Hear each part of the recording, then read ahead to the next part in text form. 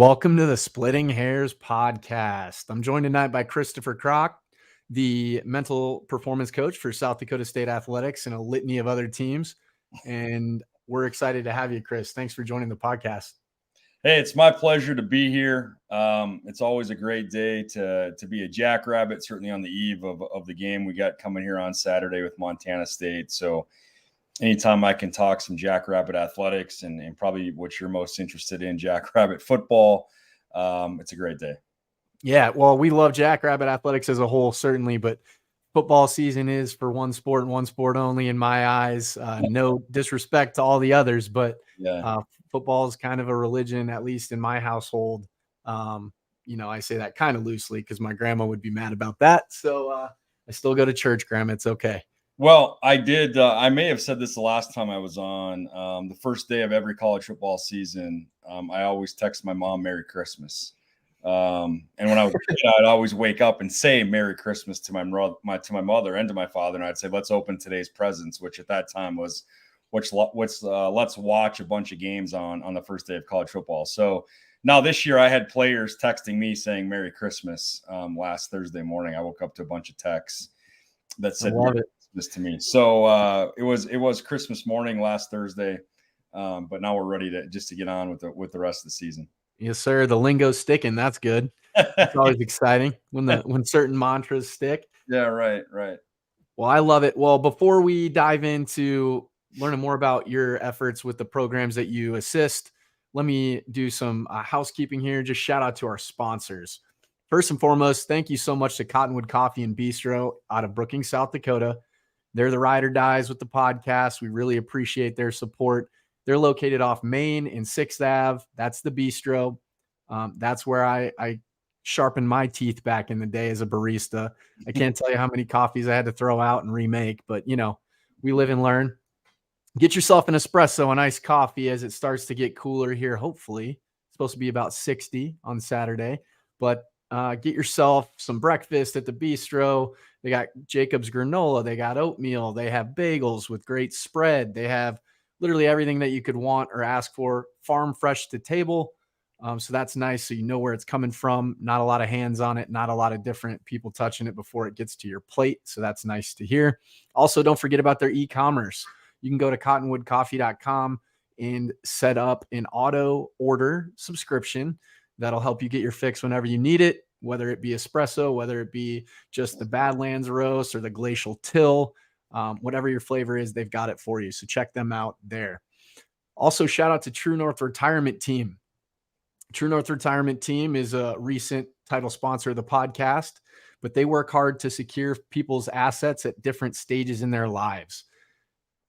They help young adults save. They help people in their 40s and 50s grow their money, and they help people who are retired use their money in the most tax efficient way. So that way they don't run out of money when it's too late. So shout out to them. We really appreciate them for their support. If you want to get in touch with them, give them a call for a free consultation of your portfolio at 480-323-5801. That's 480-323-5801. So Chris, it's been a long day for you. Yes. Walk us through a little bit about what mental performance coach, his day looks like. Yeah, well, if I give you an example of today, I got up at 4:30, left my house about 5:30. I was in Sioux Falls by about 6:20 to work with the team.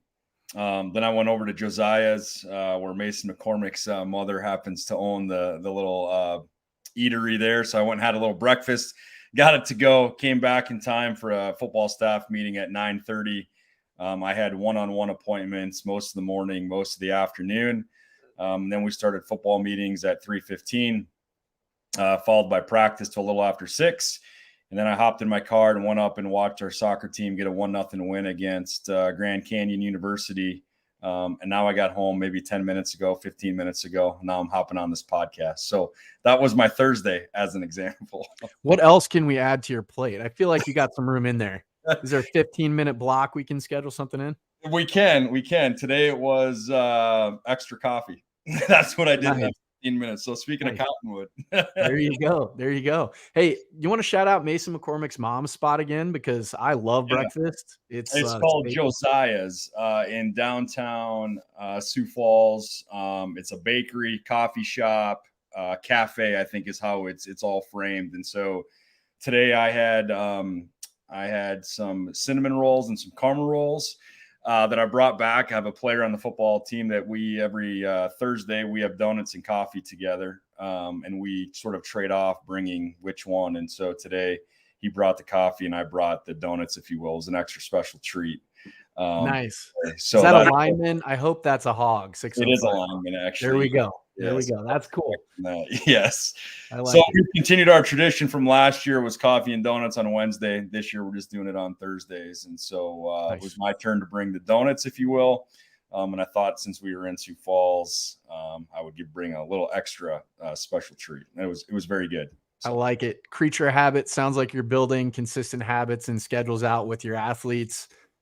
Talk a little bit about that. How do you build rapport? How does one get into mental performance coaching? Yeah, I think, for me, it might have been I wasn't good enough to be an athlete. So the next best thing is maybe to coach it, if that makes sense. And so I played all the sports in high school. I turned down a scholarship in college, actually to run cross country and track. And so for me, I've always been around sports. It's always something that's been a passion of mine, whether I was watching it, collecting baseball cards as a kid. But I've always been fascinated more or less really about the coaching perspective. And so I always read every coaching book I could find. Name the coach. I've probably read their book just because I was just intrigued about how do coaches think and how do coaches go about building culture and sustaining success. And from there, I got really interested in mental performance, mostly because of a guy by the name of Pete Carroll, who at that time was kicking butt with USC, and he was beating the hell out of my Notre Dame teams that I grew up cheering for as a kid. And he was getting his guys to read a book called The Inner Game of Tennis. And I was like, well, this is a really interesting book. It was like $5 on Amazon. And that's a great spot while you address that to jump in here. Yeah. So Kyle Harris gave that book to our special teams coach and my position coach when we were seniors. And Coach Moore, I don't know if he'd admit it. I'm not, this isn't a slight against him. I'm not sure he had a ton of time to read. So when he was referencing that book, it made an impact on him. So that must have been one that carried.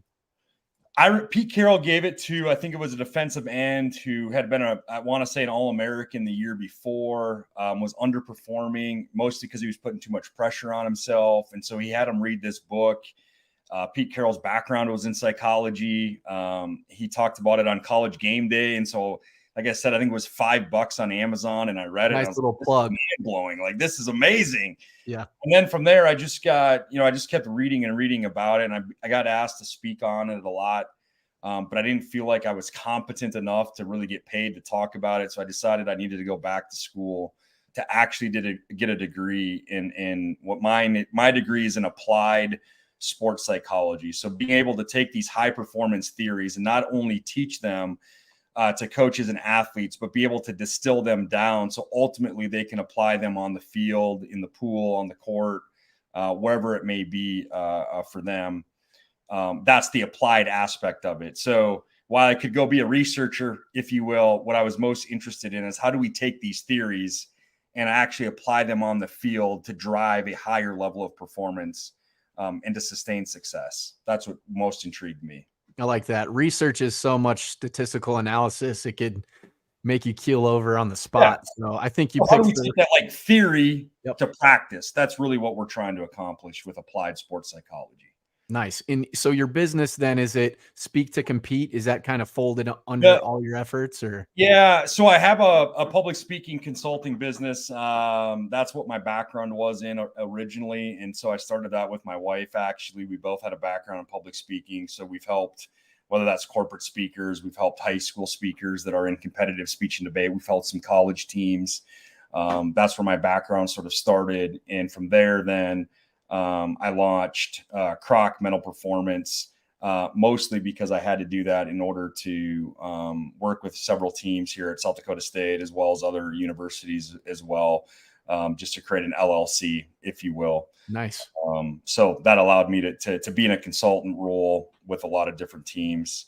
And they're both kind of one and the same, right? Like, so if speaking Yeah. externally, debate and stuff, Yep. that transfers to internal dialogue, how you view yourself, your performance, how you're going to set goals and standards. Talk a little bit about that. How do you transfer that skill set to an athlete internally?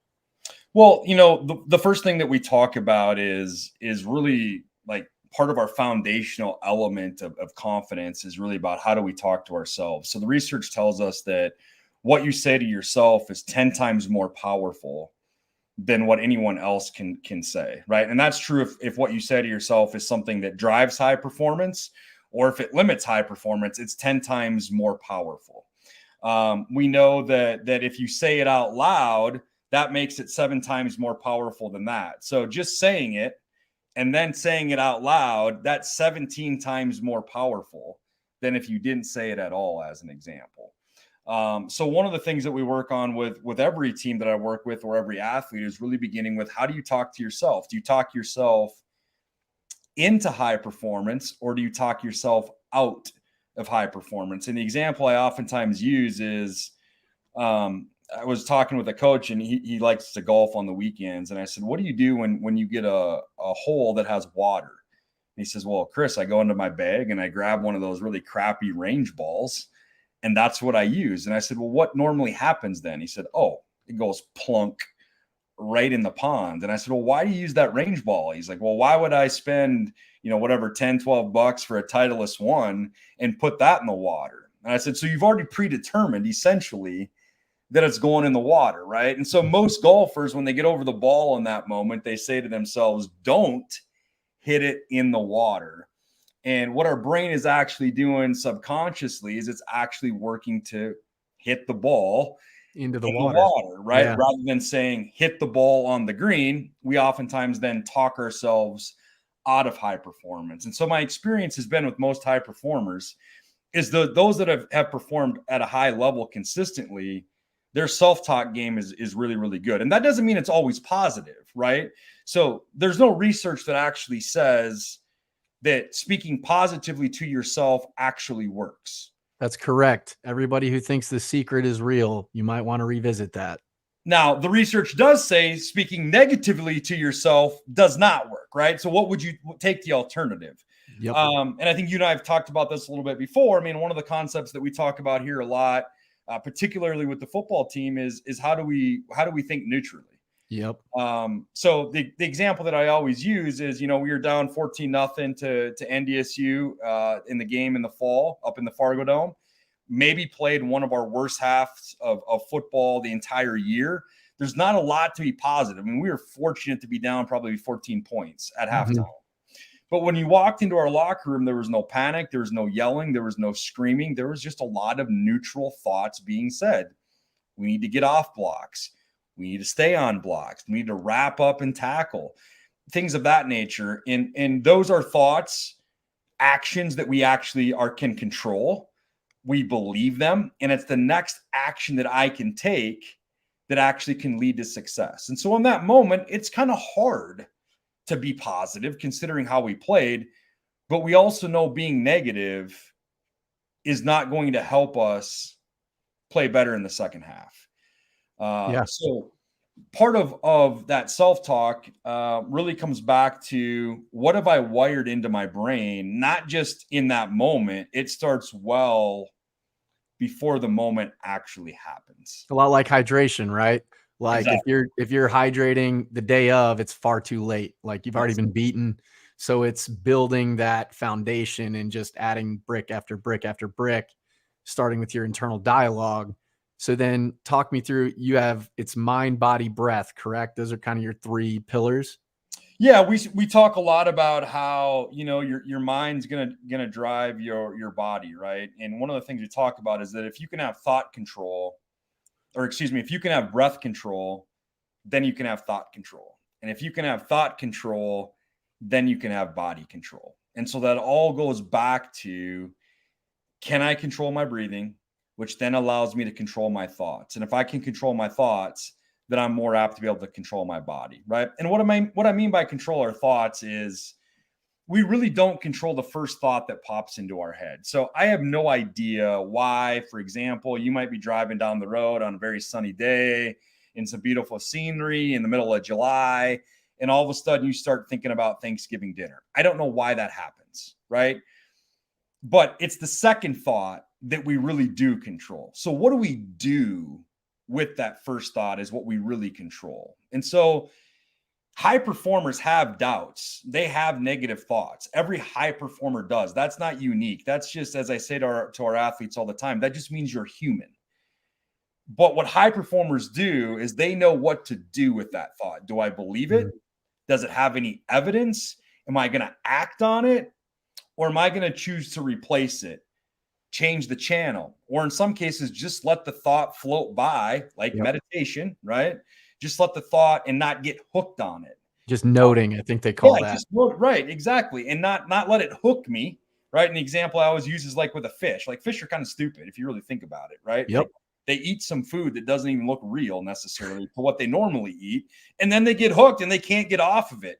We do the same thing as humans. We hook onto thoughts that oftentimes our brain generates a lot of thoughts, but no one ever said that what the brain actually generates is truthful, that it's factual, right? And the example I kind of use is kind of like a slot machine in Vegas, right? Like the whole point of the slot machine in Vegas is to make money for Vegas. So rarely does it pop up. I think all cherries is a winner. I don't really play the slots very often.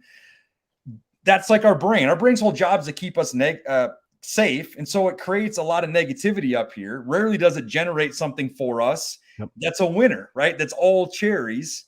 And so we've got to constantly question what's going on up here and have tools that says, okay, this is the thought that really popped into my head in the moment of execution. Is it serving me? Is it going to elicit high performance? Is it truthful? Is it factual? Should I hook onto it? Should I just note it and let it go by? Should I change the channel as we talk about? Should I replace it with something that's more productive for me? Those are all choices that our athletes have to make. And we try to give them a variety of tools that they find helpful that allow them to literally have the right thought in the moment of execution. So as I say to our football guys, I'm most concerned about you're lined up across the guy from the line on the line of scrimmage. What are you thinking literally just before the ball is snapped? Because if we can have the right thought, that can elicit the right emotion, one of calmness, being relaxed, being poised, being confident, which then allows my body to feel a certain way, to feel loose, to feel powerful, to feel fluid. And then that ultimately is what impacts performance. But it all starts back at the top with what is the thought that I have literally in the moment of execution, because it unleashes that chain reaction of emotions, how we feel that emotion in our body, which then ultimately is what drives our performance. So that brings up a good question then, because I know every athlete, every human being that has a pulse experiences some level of anxiety. Sure. And then certainly varying levels of anxiety and varying thresholds when they're in high level competition. So an athlete comes to you, is super anxious. They have nerves. Maybe it's a big opponent. Maybe it's a first start. Maybe they're just super excited and are having difficulty with self-regulation. What do you do to have them say, hey, this is normal? How do you walk them through that process of quelling it? Yeah. So one of the concepts that we talked about, and I refer to it as finding our number. And the actual technical term for that is what we call individual zone of optimal functioning, called eyes off, right? And what that basically says is that for every given athlete and their given task that they're being asked to perform, there's a given level of intensity that's required to deliver high performance. So let's just take it in football, right? What a kicker is asked to perform is far different than a defensive lineman, which means it's going to require a different level of intensity to perform at a high level. And our personality plays a role in this too. Okay? Specifically, Pat McAfee's going to be different than your run-of-the-mill kicker, right? Right. And so like one of the examples I give oftentimes that a lot of people on here will know is Tucker Kraft, right? Tucker Kraft's personality is far different than, say, Zach Hines. They play the same position. They're asked to do the same tasks, but their intensity level might be a little bit different. And the way we think of it is on a scale of 0 to 10. Think of 0 like being asleep, 10 being like I'm ready to rip through my chest and sort of be like the Hulk. Have a heart attack? Yeah, right. And 0 being kind of like a sniper, right? We think of it on a scale of sniper to Hulk, 0 to 10. Where do I need to be on that scale to perform my best? So we need some level of tension in order to perform well. So the first thing we always talk about is that feeling that you get inside your gut, let's say, it's completely normal. But we've been trained from a young age, particularly in sport, that feeling of those butterflies, let's say, that somehow that is abnormal. And so the way we interpret it is something must be wrong with me, rather than no, that's just my body's way of saying, hey, Chris, this game's important. You've worked hard. This matters. It's my body's way of getting me ready to perform at a high level. So I don't care if it's that feeling you get before you give a big speech, before you give a big sales presentation, before you go on a podcast, right? Before you play some sort of a sport, whatever your job may be, before you have if you're a surgeon, right? Whatever those feelings may be. So we try to work with our athletes to say, okay, when you performed really, really well, what were you thinking? What were you doing? What were you feeling? So let me interject. A lot of times when people do really, really well, the hope is they're in flow state and they're not really thinking. Correct. So from a mental perspective, how do you work? For instance, offense and defense are going to be very different. Offense has a lot of checks and reads and things like that, whereas defense, by and large, you have responsibilities as well, but you want to be playing with your hat on fire, not really thinking, more so instinctively reacting. So so like take an offensive lineman, right, versus a defensive lineman, right? They play essentially in the same area, right? Yep, but their numbers are going to be completely different, right? So if I'm a left guard, let's say, right, I have to, at the line of scrimmage, I've got to be able to assess the defense, right? I might have to call out certain protections. So I have to have a high level of thinking in that moment. Now, let's say my job on this particular play is to pull, right? Now I got to get on the edge and I have to have body control so that I don't overrun, let's say, the linebacker, right? Or if I'm pulling to a safety. Block, yeah, right, exactly, right? I have to have some sort of body control. Now, if I'm a defensive lineman, it's a little bit more read and react, right? Defensive linemen's numbers are probably going to be much higher, like in that 8, 7, 8, 9 range, where I would say that most of our offensive linemen probably play somewhere in that 4 to 5 range, just based on their responsibilities. And again, personality plays a role in that. But being asked what they're being asked to do on the field and what's required of them. If I'm a quarterback, I got to read coverages. I got to get everyone else lined up, right? And then I've got to have that body control to be able to throw the ball, for example, put it in the place that I want to be able to put it. And so part of it is getting them to understand what's being asked of them. But when they've played poorly, let's go the other way. What were you thinking, doing, and feeling, right? Yes. And sometimes I try to get them to think of a metaphor. Like I had a linebacker say, Chris, I kind of have to be like a lion.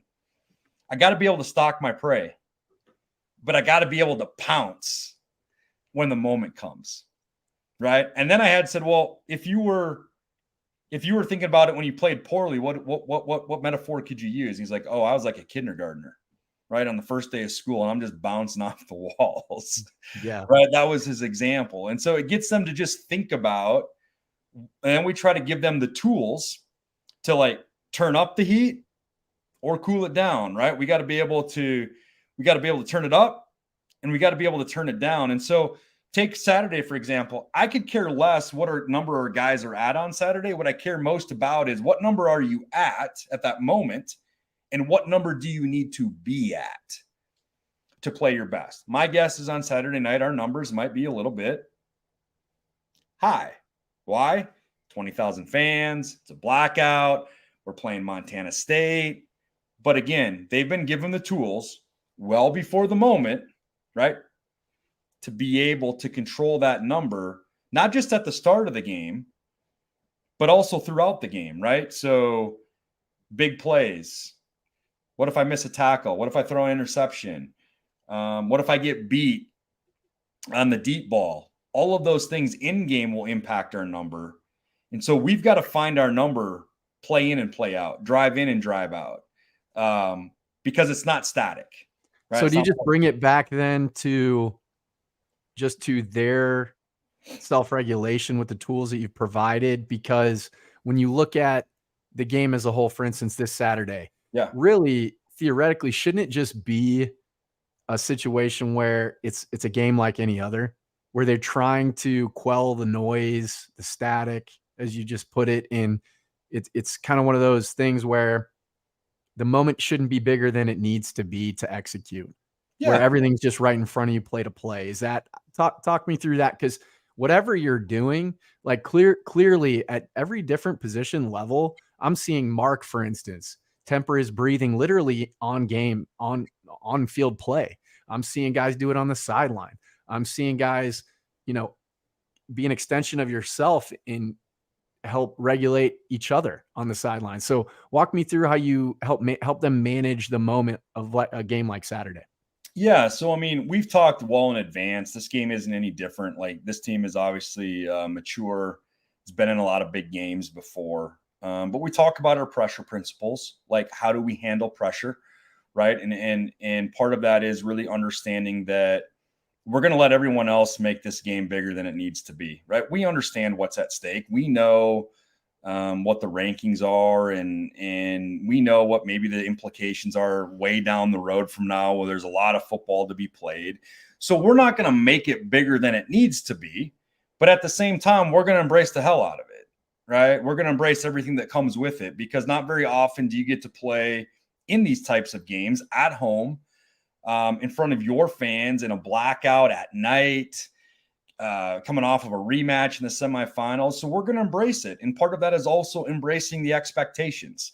If we're going to kind of be a dude, then we got to be a dude. And part of that is how do we interpret the moment? Is it something that we view as a threat, or do we view it as a tremendous opportunity, a tremendous challenge? And again, those are things that we've talked about well in advance of even this week, as an example. The second thing is really getting them to be aware of how does their minds and bodies react or function in this type of environment, right? And so they understand that they've been given the tools for whatever happens, right? So, if you watch, for example, probably Gus Miller, you will see Gus breathing on the bench. I remember at the national championship, before it even started, he's sitting over there. He's got his eyes closed and he's going through his breathing routine. So one of the things that we always talk about is if X happens, and X could be a variety of things, right? This is how we are going to respond. And that's why I worked with a guy today, for example. We wrote, if X happens on the board, and then all of these things that X could be. Right? What if we go 3 and out on the first drive? How are you going to respond? What if we're down 14 points at halftime? How are we going to respond? Say that again. I couldn't hear you. Sorry, I had myself muted for a second there. Had a little background noise. Yep. Just wanted to say that's like playing the game before you play it. I love that. Yeah. And so we're trying to create all those scenarios and really understanding how do we respond in that moment. And they've all been taught a response routine, which is, I guess, a formula that I've presented to them that I'm not going to get into great detail about it, but how they fill out that formula is unique for each player, right? But we talk all the time. I mean, the language that we say all the time, it's on a sign, is win the response. And we've talked about that this week, we're going to have to respond at a higher level than we've had to, and certainly than we had to on Thursday night. And part of that is getting ready to respond at a high level, because we know we've been in this position, right? We should, if any team in the country really understands the psyche of Montana State, it ought to be us, because we know what it's like to be on the chase. We know what it's like to get through an opponent that sort of stands in the way of where you want to go. And we understand the feeling that comes with that. And so we spent time talking about a concept called promotion focus, which basically says that when you have a rival, and we can debate whether this Montana State's a rival, we've played a lot in the last couple of years, so we don't need to really debate that. But basically what it says is that, and it was based on research done between Duke and North Carolina, along with some teams in the major sports in the United States. And it said that your rival, if they have a successful season the year before, it casts what they call a motivation shadow that lingers well beyond when you face that rival again the following season. And basically what it says is it drives a higher level of performance. And oftentimes that rival ends up having a more successful season the following year, right? So the fact that we won the national championship would suggest, right, and we don't need to name names here in terms of teams, we understand what that is. And so we know that teams, not just Montana State, but any team coming in particular into our house, and when we play them, we're going to get their best shot. But last year, when we were ranked number 2 and then eventually ranked number 1, I would like to think we got everyone's best shot then too. Yeah. Right. Yeah. And so I guess what we'd rather focus on is less on what other teams are doing. And we want to focus most on how do we deliver our best shot. Yep. Because if we can deliver our best shot, then, we're going to take our chances, right? If we can deliver our best shot, and we think our best shot is really good. And we'll find out here over the next 10 games what that means. And there's a lot of season ahead of us, no matter what happens, right? Like regardless, like you were saying, there's teams that have that motivational shadow that's cast far out. But, even if you look at teams, regardless of what happens on Saturday, teams as far back as Alabama's of the past, the Georgias, they might have slipped up here or there during the regular season. They bounce back in the playoffs when it matters. Every game matters. Every game's important, but just to kind of frame that perspective where everything's always still in front of you. Right. Yeah. And no, I think that's excellent.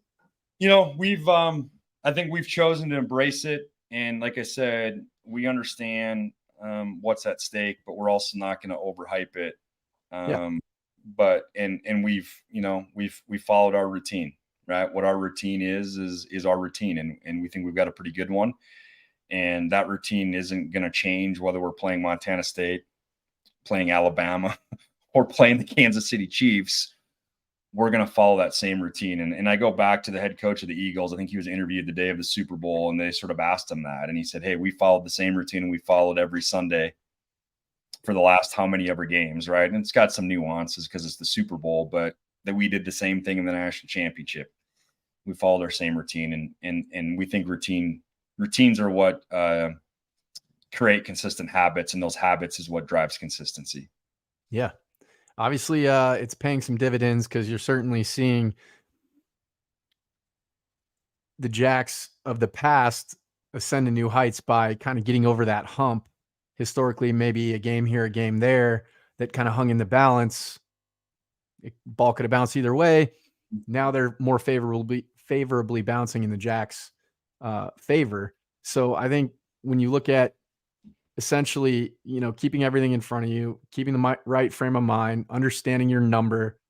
When you look at all that, talk about now new leadership. How are they responding to that?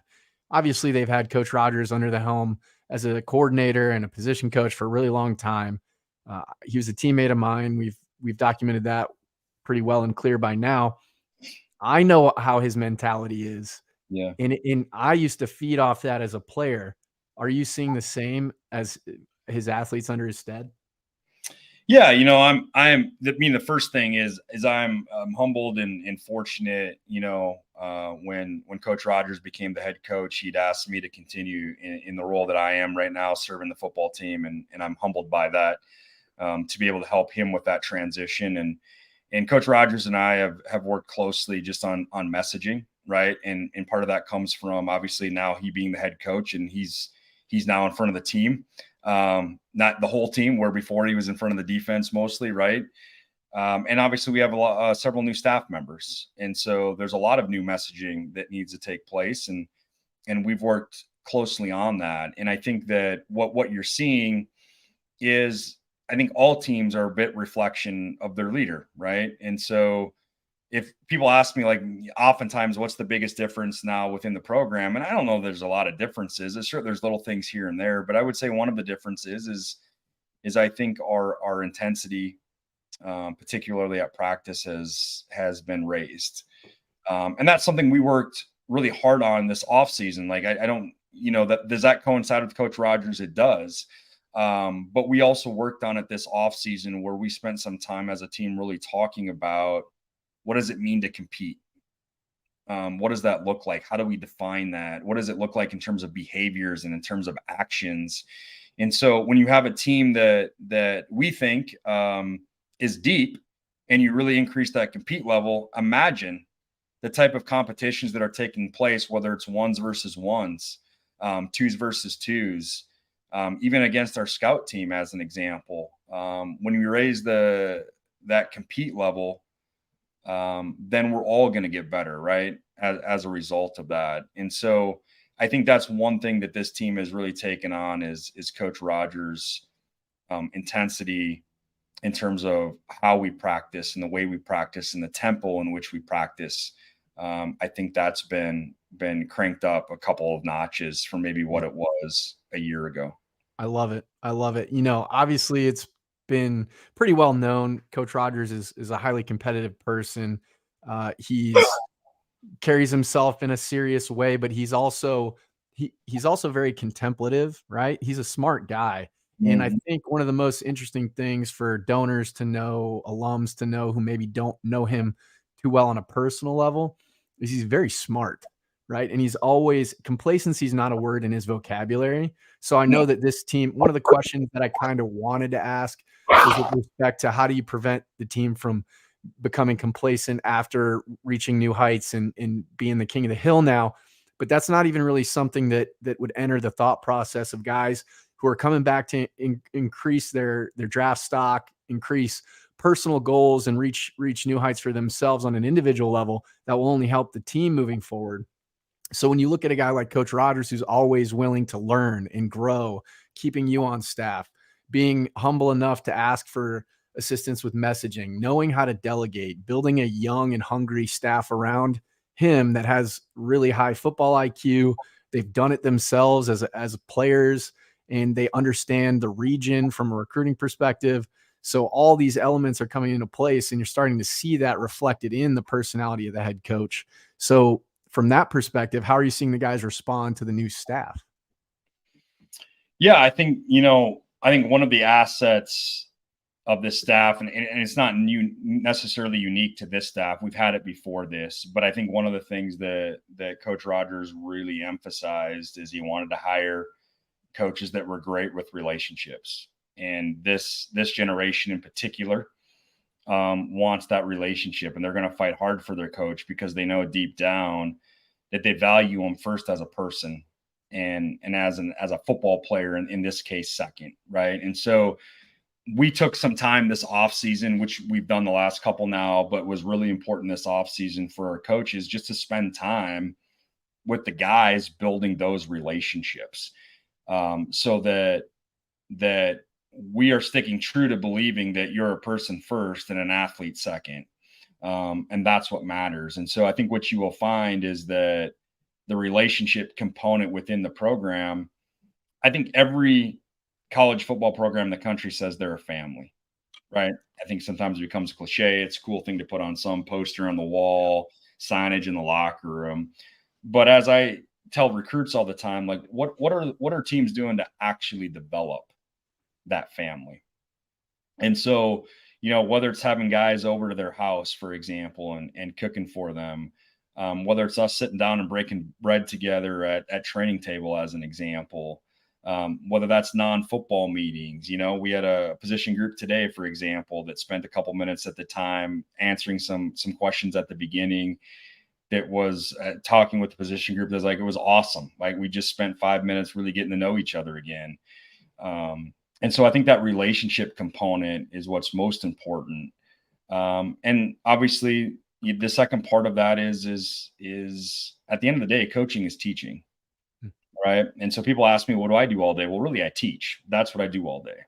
Right. And so I think what you find is you've got coaches that are great communicators. great relationship builders, and then they're great teachers. And from there, I think everything else will take care of itself. But those were three things that really stick out to me within the staff. And the last component of that is, I think the staff really gets along. Coach Rogers has had us over to his house. For example, we had a Super Bowl party at his house, and I think Coach Banks was maybe in town for like half a day at that point. And he was there that night, for example, to watch the Super Bowl with us. And so just like that, spending time with a staff outside of the facility. And that's the whole staff. That's just not your full-time position coaches. That's mental strength. That's strength and conditioning. That's athletic training. Anybody that's really involved with the program and has impact on the guys on a daily basis. Coach Rogers has taken the time to say, okay, those relationships are important. Our cohesion is important. And so you're seeing that now obviously come to fruition as now we're becoming, under the pressure, if you will, right? Yeah. That's when that brotherhood is most exposed, if you will, and matters the most is when it counts the most. Yeah. And I think, you hit on a lot of good points there. I think one of the things that jumps off the screen to me and in person when I'm at games is the involvement. Everybody has a job and everybody's taking delight in their job. They're trying to be a star in their role, whether it's Coach Jacobs on the headset. He's a strength and conditioning coach. He's on the headset being involved, and right on down the line, you name the coach, they're doing something to impact the game, to influence their athletes. I think that's really, really interesting to watch unfold. The second thing, to your point about being a family, I think a lot of programs, specifically if you watch Swamp Kings, obviously Urban Meyer, hell of a X's and O's guy.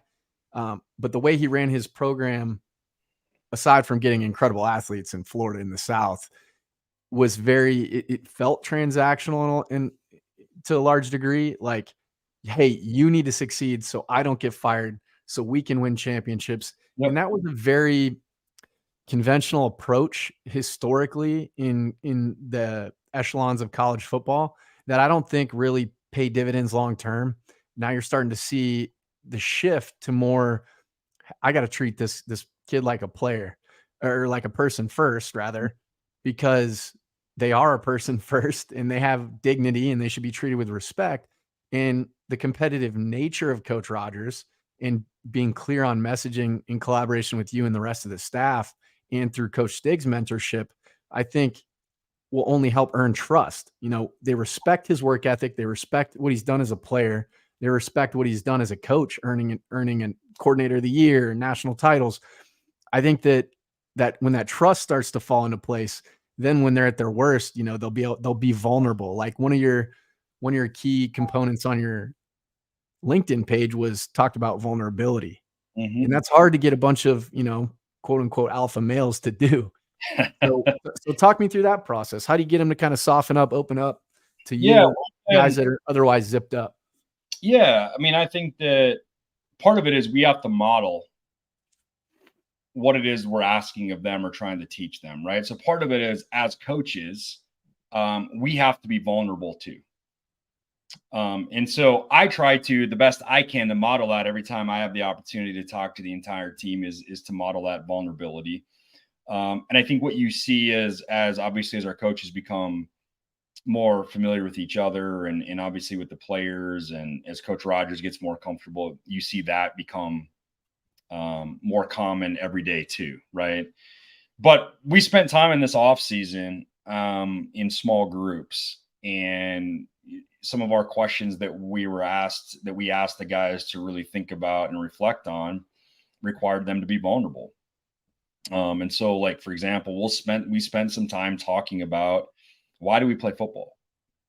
Why do we play football here at SDSU? What do we want to accomplish as individual players? And really, what do we want our legacy to be when we leave here, right? What do we want people to say about us when we leave this program? And in those conversations about why do you play football, some of those reasons are really, really deep, and they're really, really compelling, and they're really, really emotional. And you had some guys that in front of their teammates might be the first time they cried in front of grown men, right?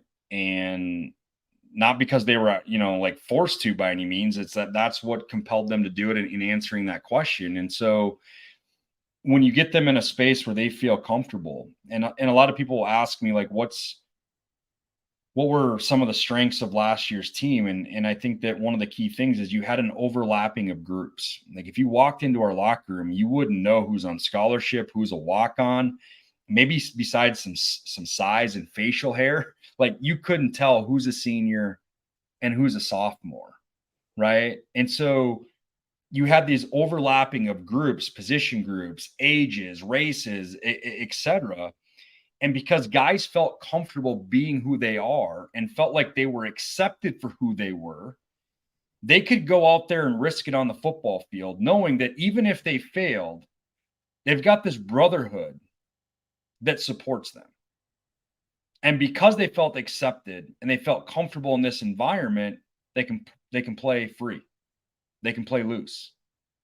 But that's all started because we've spent time trying to really grow that brotherhood. And so I tell people this all the time. I've never been around a team, particular a group of grown men like this program, where guys say I love you and say I love you and mean it. Right. And so I'll try to give guys hugs during warm-ups and get to just about every guy I can. And almost every one of them, they'll say I love you. Right. And I'll either say I love you, they'll say I love you back, or vice versa. And that's a real thing. And so when you play loved like that, and I know I can go out there and risk it for the brotherhood, then I play loose. I play free. I don't feel all this pressure that the outside world says we ought to feel, right? Like everyone's talking about, oh, it's SDSU versus the field. Like we've all heard that. And on the inside of those walls, it's just not how we choose to think. And so it's really about the brotherhood. And that's what was so great about the white helmets and the JFPA on front, because that's what we're playing for. We're playing for the brotherhood. And the guys on the field on Saturday night are an extension of guys like you. We're playing for that brotherhood, and that means something. And because they feel really accepted for who they are and can be who they are, which is what I think of one of Coach Stig's greatest assets is he allowed the guys to be who they are. And I think Coach Rogers said the same thing. And there's a guy on the team that basically said that to somebody in the administration, like, what is it about this program? And he said, we're allowed to be who we are. Yeah. When you force conformity, people play tight.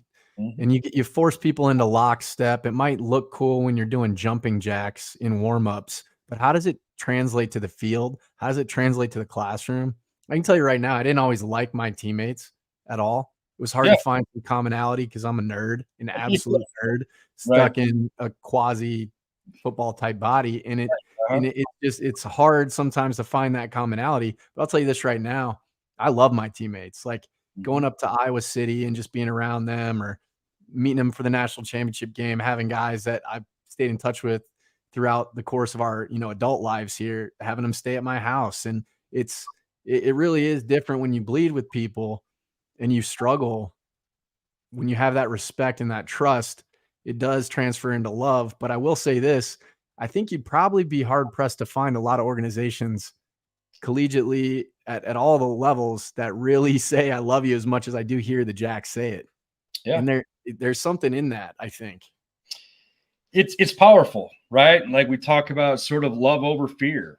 And it's probably the most powerful force that there is. And so I think it's just not about saying I love you. It's also about showing it every day in the building. Can you give me an example? Can you give me an example when a guy was in, down on his performance or down on a play, how you saw that love put into action? Yeah. I mean, I think what you find is you've got guys that are pulling for each other, because it's sort of like we're fighting hard because of the guy next to us and the guy behind us, not because of the guy across from us. Right. And I think that what you find is that brotherhood is most tested under the highest amounts of stress.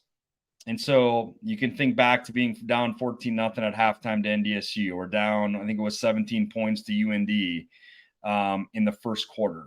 You can think back to you and I when we blew a lead in the fourth quarter. Now it's tied. And in some of those key moments last year, that's when that brotherhood is really on display. And so I think even back to like when Hunter missed the first kick, the number of guys that said something to him, right, and like picked him up and said, "Hey man, you got this. I believe in you," was off the charts. And then what does he do? He goes up there and nails the next one.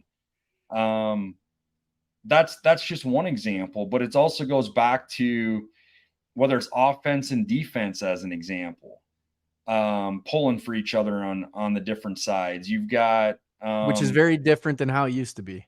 Yeah, the team felt very siloed, and that's no knock to Stig or anything.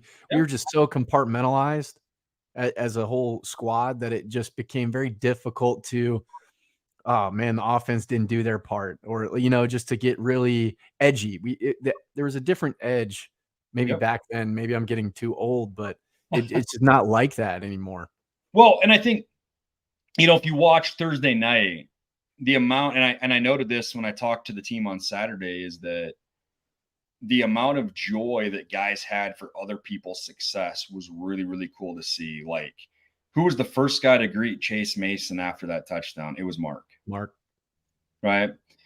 You saw like our old linemen really cheering for the second string guys in the second half. And maybe you couldn't see that like on a TV copy as an example, but that was very, very evident. And so other people's success, as I've tried to tell them, is that should motivate you. Right. And I think what's cool is you see a lot of examples. I mean, this is a pretty old team, if you think about it, right? And we kind of joke about that a little bit, but like one of the great things is that I think they understand that their legacy is probably not even defined by a win and a loss. It's really defined by how these young guys end up performing 2 and 3 years from now, right? And what's the leadership like then? Because these older guys are pouring into these young guys at practice, right? They're pulling them aside and giving them coaching tips. They're pouring into them in the locker room. They're pouring into them in the weight room. They're pouring into them in the film room. And some of those young guys may not even see the field hardly at all this year. But they know 2 and 3 years from now, that's when that legacy might be really defined. And so that's other examples that you see on a daily basis is just one of our older guys really pouring into one of the younger guys, which I think is really, really cool to see. And not every team has that as an example. And I think it's a testament, obviously, to Coach Rogers. It's a testament to our position coaches. It's a testament to our captains. It's a testament to the other leaders within the program. And part of it is we really got them to think about, just leaders in general. What makes people want to follow a leader, right? Because really you're not a leader unless you have a following.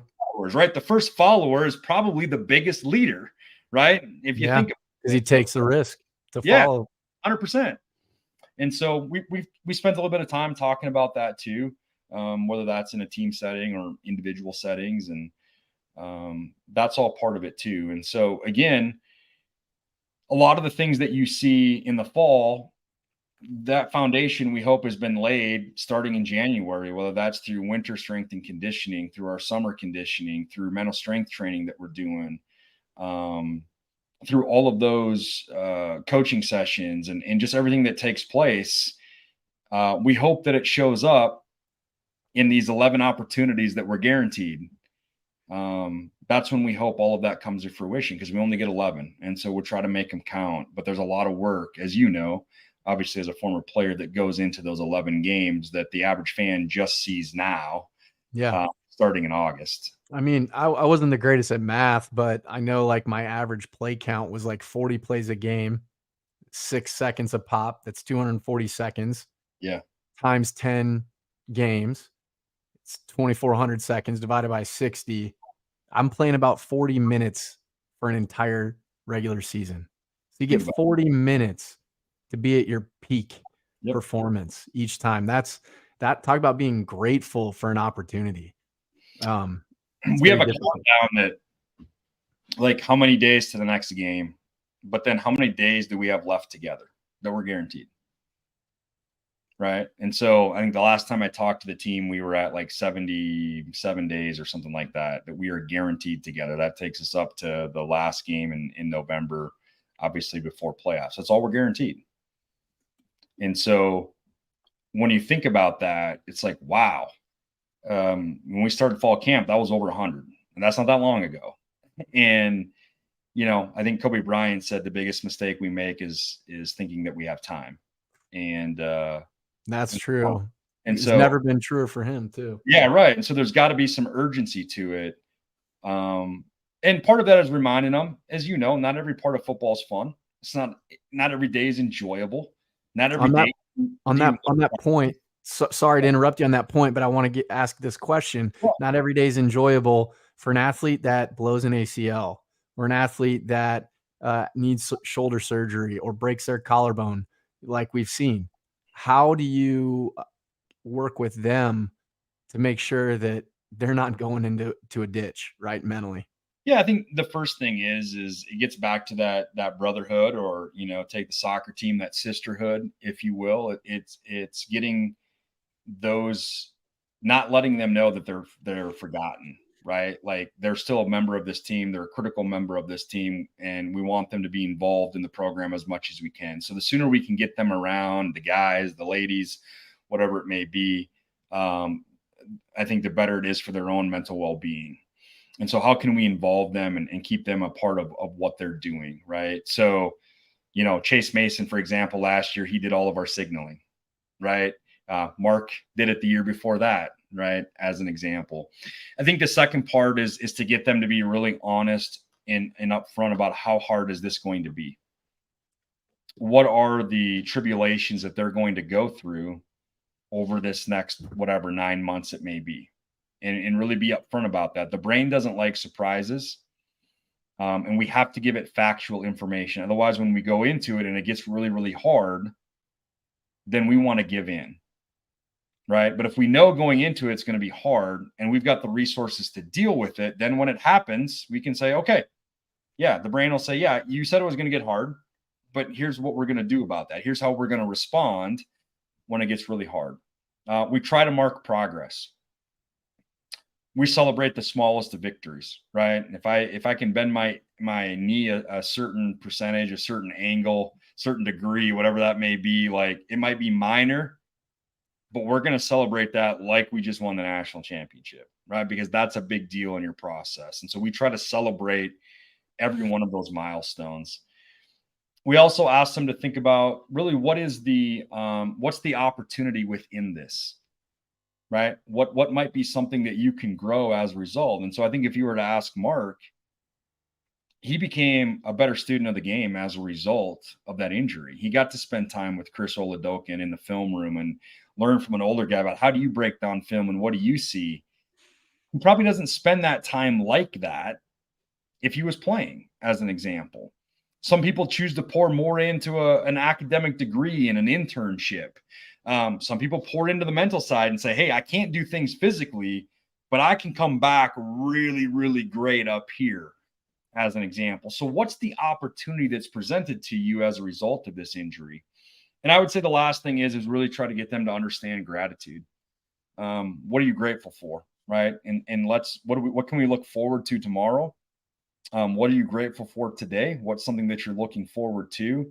And try to get them to understand the power of gratitude, despite the fact that what they really love to do is being taken away from them. And when they come back, it's really about understanding that, okay, you've built up this mental resiliency. Nothing you face in sports probably going to be as hard as what you just went through. So how can we tap into that when things get difficult in training, when things get difficult in a game? How can we tap into that reservoir, that reserve of resilience that you've built up as a result of going through this experience? So did it happen to us or did it happen for us? Yep, exactly. That really dictates how people choose to attack that rehab process. And they're fortunate, to work with the great athletic trainers, for example, at SDSU, Charlie Miller, with our football team. I mean, he's tremendous with the guys, not just helping them get back physically, but even that mental component. It's really a team effort by a lot of people to help all of those athletes get back. And hopefully you guys are rallying around them too. I know in days past, it definitely felt like you were an outsider looking in, no matter how much work you did to reframe and to see opportunity in the adversity. It still was difficult because you were kind of, on the outside. So yeah, we've had guys that were injured and their teammates will bring a chair up for them as we do walkthrough, right? And give them a script so that they can get the mental reps and, make them be a part of the group as an example. And he just gets back to that's that brotherhood. That's that family that we talk about. It extends to not just the field itself on game day. It extends in all areas of life.